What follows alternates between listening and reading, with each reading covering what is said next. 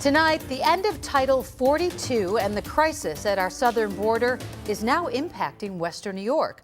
Right now, 6 counties in our region have issued specific orders seeking to prevent any potential efforts to send asylum seekers here without permission. Now, Niagara, Orleans, Genesee, Wyoming, Chautauqua, and Cattaraugus counties have all declared states of emergency.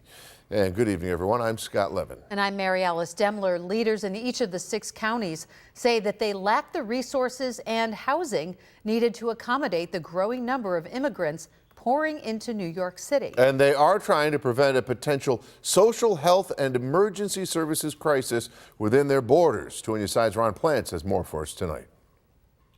There's a growing concern in New York State that these failed policies are now going to be borne on the rest of us, and that's we're pushing back against what they feel to be efforts by New York City and Mayor Eric Adams to try to bus some of the more than 65,000 asylum seekers from the Mexican border elsewhere around the state. Federal officials specifically directing some to New York City for hearings on their status. Niagara County's emergency order prohibits local hotels, bus companies, or any other entity from accepting a contract to do so with some financial teeth. There could be up to $2,000 per migrant, per immigrant, per day for any business entity that goes against the order. Are you aware of anything so far, or is this just more preemptive in your opinion? I would think that the decision was made preemptively. I'm not aware of individual contacts that may or may not have been made to hotels here. We really wanted to get out in front of this and say, look, this is going to put us in crisis mode.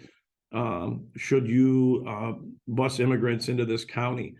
We're told New York City would be responsible for potentially 4 months of costs here, but then after that 4 months, there's going to be a cost that's going to be borne by the taxpayers here in Niagara County as well. So I think certainly the legislature considered that.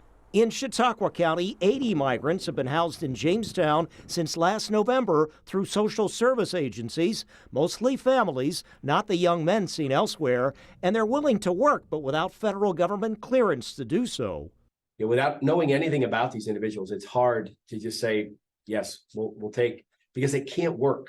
That's the sad part about this, is because of this current situation, they are unable to work. And having said that, how are they going to provide for themselves?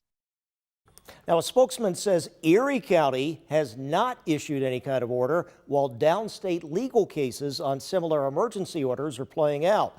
Also stating, quote, "We are unaware of even a single asylum seeker arriving in Erie County from New York City, so there is no emergency to respond to," end quote. Ron Plants, Channel 2 News. Ron.